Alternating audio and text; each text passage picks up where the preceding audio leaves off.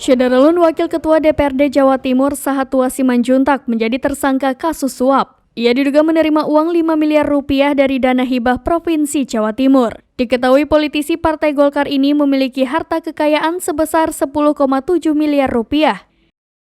Dalam LHKPN yang dilaporkan kepada KPK pada 2021, Sahat tercatat memiliki 3 bidang tanah dan bangunan di Jawa Timur. Jika ditotal, aset tak bergerak tersebut bernilai 7,4 miliar rupiah.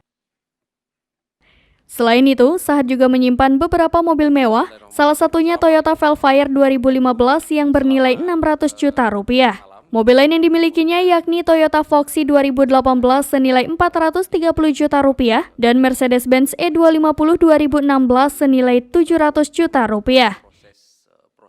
Kemudian, Sahat juga memiliki kas senilai 1,5 miliar rupiah. Pria yang juga menjabat sebagai sekretaris DPD Partai Golkar Jawa Timur itu tidak memiliki hutang. Sebelumnya, KPK menangkap Sahat dalam operasi tangkap tangan di Surabaya pada Rabu 14 Desember malam. Selain Sahat, KPK juga menangkap 3 orang lainnya, yakni Abdul Hamid, Ilham Wahyudi, dan Rusdi. Wakil Ketua KPK Yohanis Tanak mengatakan, Abdul Hamid berperan sebagai penyuap, sementara Sahat adalah penerima suap.